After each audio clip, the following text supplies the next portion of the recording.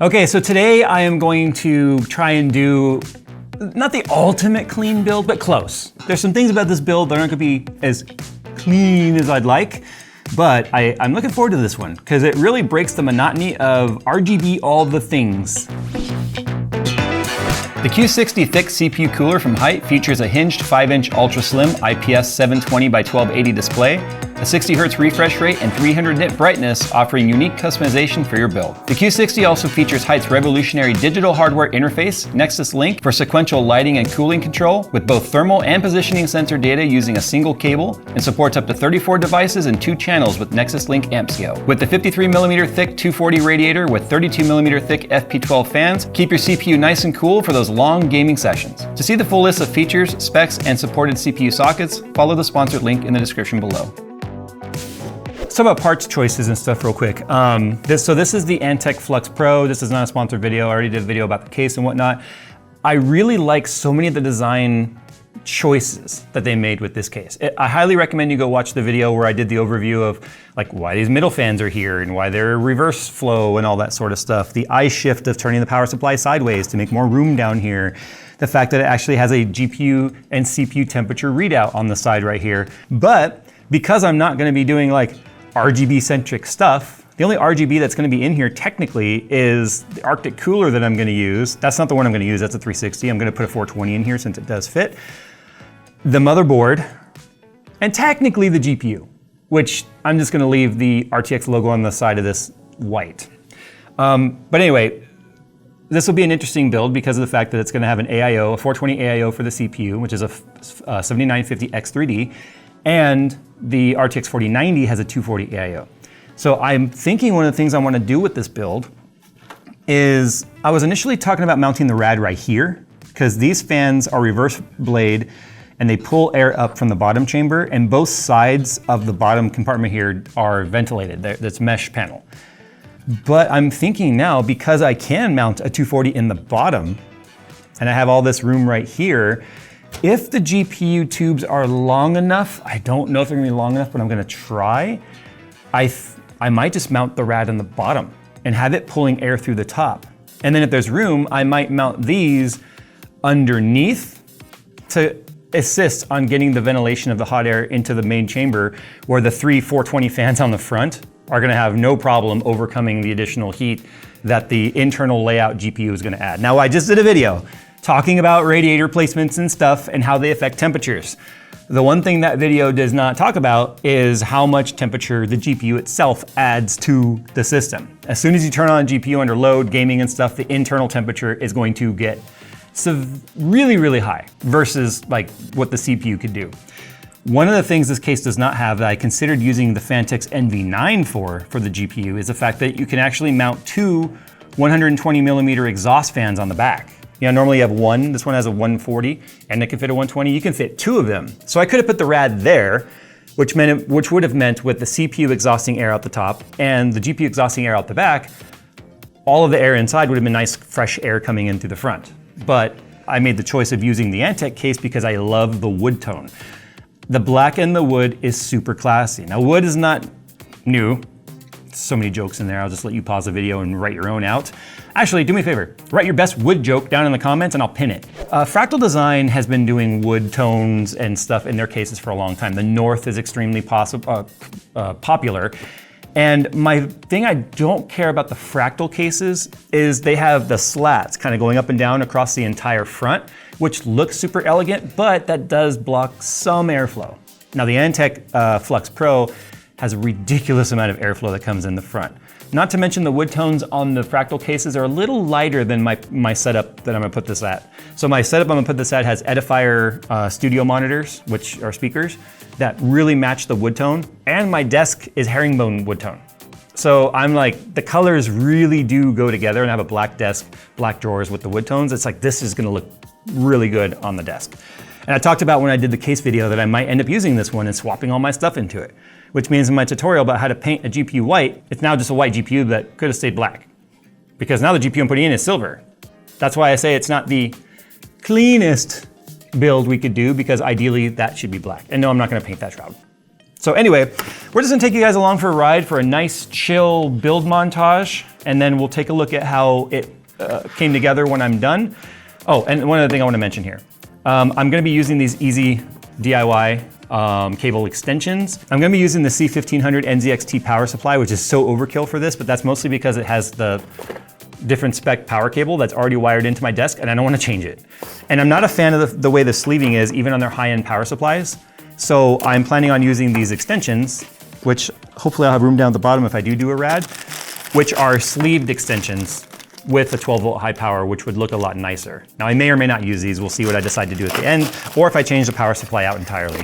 Okay, with that said, let's start the chill music and let's just build.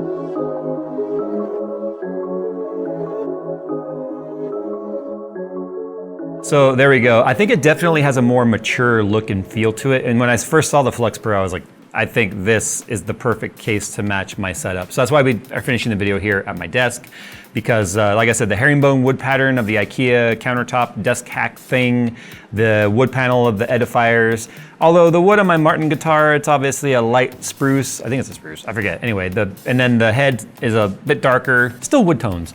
So having the white case, although I really like the NZXT H5 flow, or H6 flow, I think it was H6 flow, the white was really stark against all the other darkness I had going on here. So now it definitely has a more feng shui look to it, if you will. Feng shui. It looks good. It makes me feel good. It brings me joy. So anyway, I'm actually really pleased with the way that I was able to put the 240 rad in the bottom of the Flux Pro. That's one of the things that really stood out to me. Is like, oh man, because of the I shift and allowing me to turn the power supply sideways, I was able to fit the 240 rad down there. I did change my power supply from the 1500 watt NZXT to the Antec 1000 watt, mostly because it dawned on me.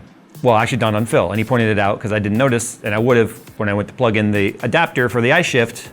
It's a standard adapter. It doesn't have the bigger, more robust adapter you find on like usually 1300 watt and higher power supplies. So that wouldn't have worked. So I ended up switching it to the 1000 anyway, which is still more than enough power, especially since I'm running a 7950X3D and not like a 14900K or anything like that. So 170 watt max for the CPU. I have PBO on, it pulls really close to like 180. And then obviously the GPU from MSI.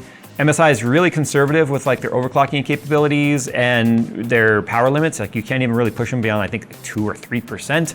So I know that at most this system will never draw more than 750 watts if it could load the CPU and the GPU entirely at the same time, which it can't, because no CPU can handle with being full load. And with the full load of a GPU, the GPU will always be CPU bottleneck. So it's really gonna be pulling more like 600 watts-ish from the wall at any one time. So 1000 watts is plenty. Anyway, there you go. Like I said, I already did a video talking about all the stuff with the Antec Flux Pro. This is not a sponsored video by them. It's not anything to do with the fact that I saw it and I thought this actually is a really awesome case to go with my setup, and I'm using it now. So the only thing I still have left to do is actually download the Antec software that allows me to turn the CPU, GPU monitoring screen on for temperatures, but that's not that big of a deal to me currently. So I may even just not use that feature entirely because of the fact that it's just another piece of monitoring software that has to be running at all times. And I like to keep a lightweight OS whenever possible, although I have a million icons on my desk, so it really doesn't look like I keep a tidy OS, but I try to. Anyway, all right guys, thanks for watching. Go check out the Antec video if you haven't seen it. And then, yeah, don't know what else to say other than thanks for watching, and we'll see you in the next one. Oh, and go to our Discord, discord.gg/JayzTwoCents.